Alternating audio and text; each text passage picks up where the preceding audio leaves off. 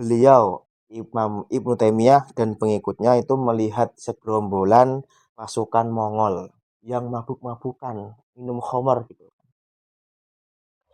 Nah, ketika melihat itu, sang pengikut Imam Ibnu Taimiyah itu merasa geram, marah gitu kan. Karena apa? Karena beliau ingin beramar ma'ruf nahi mungkar gitu kan, mencegah kemungkaran. Nah, kemudian salah satu pengikutnya itu bergegas untuk datang ke pasukan Mongol untuk istilahnya menegur lah, menegur, memberikan peringatan gitu kan. Tetapi Imam Ibnu Taimiyah itu menahan, melarang, jangan jangan tegur mereka, jangan kasih peringatan gitu kan. Biarkan saja, biarkan saja, jangan kasih peringatan. Nah, ketika pengikutnya melihat Imam Ibnu Taimiyah menahan untuk tidak menegur itu, pengikutnya bingung. Loh, kok gini gitu kan? Ada apa guru gitu kan? Ada apa Pak Kiai? Ada apa sang imam gitu loh? Kenapa kok saya dicegah untuk melakukan sebuah teguran, amar ma'ruf nahi mungkar gitu kan? Bismillahirrahmanirrahim. Assalamualaikum warahmatullahi wabarakatuh. Halo seluruh semua, kembali lagi bersama saya. Kali ini di buku Mengikut Nabi atau Ulama, halaman 123 kalau punya bukunya ya. Judulnya Miskin Ilmu Jago Ngambek.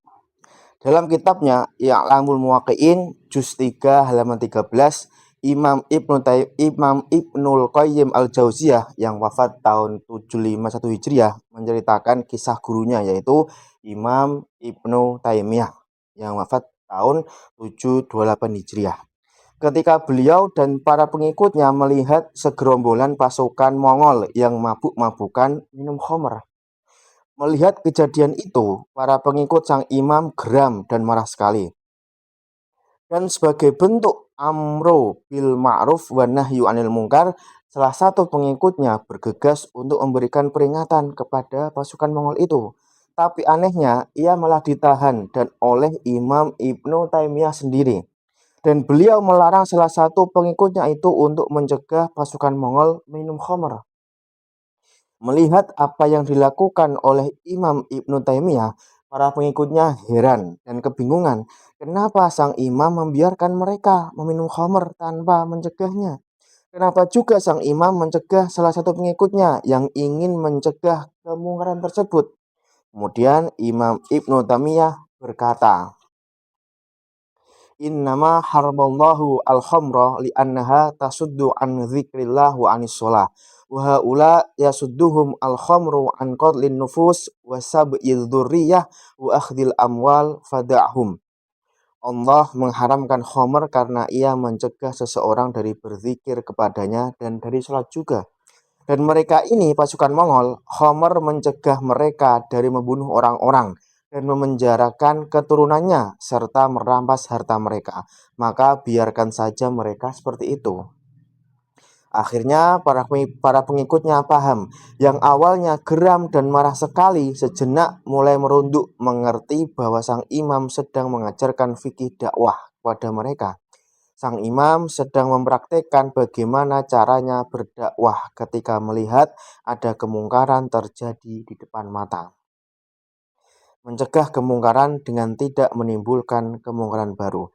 Mereka akhirnya mengerti bahwa sang imam bukan sedang membiarkan kemungkaran terjadi. Justru sang imam sedang menjaga agar kemungkaran yang lebih besar tidak terjadi. Sang imam sangat visioner, melihat ke depan akan dampak yang mungkin terjadi. Pasukan Mongol itu dibiarkan oleh sang imam meminum khamr karena keadaan mabuk mereka lebih baik daripada keadaan sadar mereka. Kalau mereka mabuk, tak ada yang bisa mereka lakukan kecuali bersandar menikmati hilangnya akal mereka. Akan tetapi, ketika mereka sadar, mereka justru jauh lebih ganas. Mereka bisa membunuh, menawan anak-anak dan keluarga, serta merampas harta mereka juga. Ada kemungkaran yang jauh lebih besar terjadi. Sang imam mengajarkan fikih dakwah yang baik kepada pengikut. Ketika mencegah sebuah kemungkaran, syarat mutlak adalah bahwa cara yang ditempuh itu tidak menimbulkan kemungkaran baru. Kalau mencegah kemungkaran akan tetapi malah menimbulkan kemungkaran yang baru, lalu apa gunanya? Justru amar ma'ruf nahi mungkar itu gunanya untuk mencegah kemungkaran tidak terjadi. Kalau mencegah kemungkaran tapi menimbulkan kemungkaran baru, tujuan dakwah tidak terlaksana. Ini cerdasnya sang imam mengisyaratkan bahwa yang namanya dakwah, syarat utamanya adalah ilmu. Mengerti ilmu syariahnya, menguasai medan dakwahnya, dan paham siapa yang didakwahi. Syarat dakwah sama dengan ilmu. Ini juga yang beliau tulis dalam kitabnya Al-Istiqomah, juz 2 halaman 233. Bahwa syarat mutlak bagi mereka yang ingin beramar ma'ruf nahi mungkar adalah ilmu. Tidak boleh tidak. Seseorang yang maju ke medan dakwah bukan hanya semangat yang dibawa, tapi juga ilmu yang cukup agar dakwahnya tidak asal seruduk dan tidak gerasak gerusuk. Maka wajar saja ada beberapa ulama yang mengatakan man kathura ilmuhu qalla inkaruhu. Siapa yang banyak ilmunya, maka ia sedikit mengingkari. Maksudnya ialah orang yang punya banyak ilmu, ia sedikit untuk mengingkari apa yang dilakukan oleh orang lain. Tidak asal marah ketika melihat menurut pandangannya ada yang keliru dan juga tidak asal vonis bersalah. Tapi beliau teliti dulu persis apa yang dilakukan Imam Ibnu Taimiyah tadi. Begitu juga makin banyak seorang pendakwah pengetahuannya tentang syariah dan perbedaan fikih serta pandangan-pandangan ulama dan madhab dengan dalil-dalilnya, ia akan jauh lebih wise dalam dakwahnya. Ia tidak akan langsung memvonis ia tidak akan langsung memvonis salah atau sesat ketika melihat ada yang berbeda. Karena ia tahu bahwa dalam satu masalah bukan hanya ada satu pandangan, tapi ada juga pandangan lain dari ulama. Sedikit ilmu, banyak ngambeknya. Dan sebaliknya, orang yang sedikit ilmunya pasti banyak ingkarnya. Maksudnya, ia justru sering marah dan mengingkari apa yang dilakukan oleh saudaranya itu hanya karena mereka melakukan ritual yang ia tidak lakukan.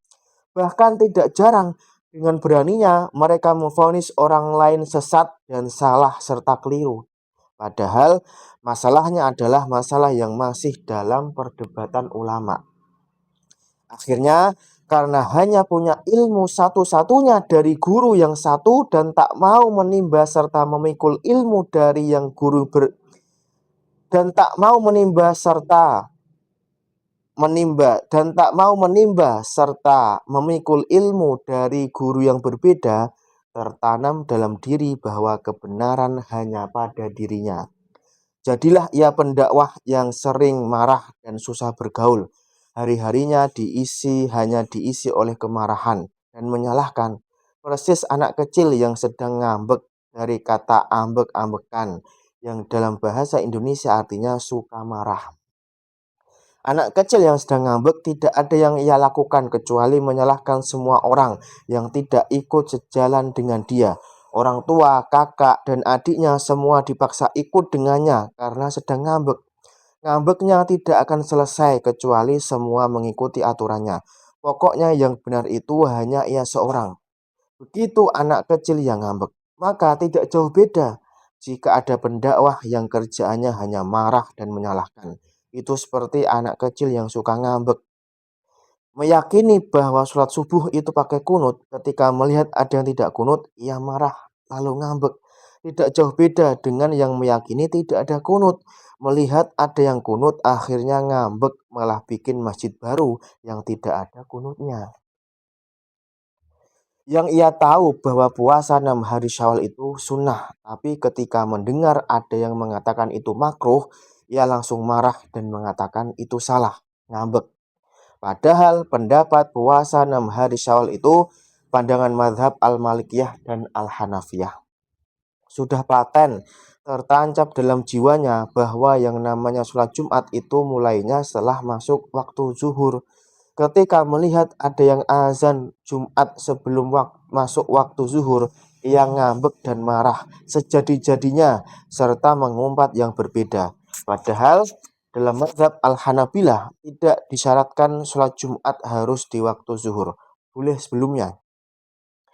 Taunya bahwa celana itu harus di atas mata kaki. Pas melihat ada ustadz yang celananya di bawah mata kaki, ia bilang ngambek tidak mau lagi mendengar materi dari ustadz tersebut. Padahal seandainya ia mau belajar, perkaranya masih dalam perdebatan.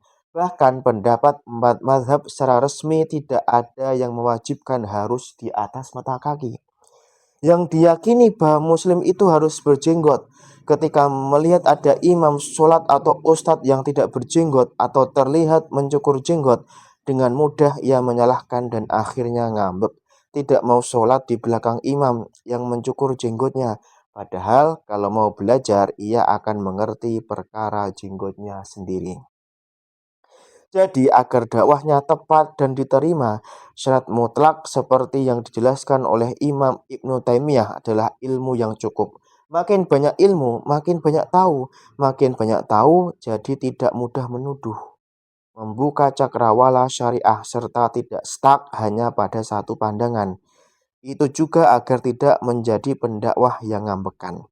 Fa innal qasda wal amala in lam yakun bi ilmin kana jahlan wa dhalalan wa tibaan lil hawa. Sejatinya maksud atau tujuan yang baik dan pekerjaan yang tidak dibarengi dengan ilmu itu berarti kebodohan dan kesesatan serta hanya mengikuti hawa nafsu. Imam Ibnu Taimiyah dalam kitabnya Al-Istiqomah juz 2 halaman 230. Wallahu a'lam.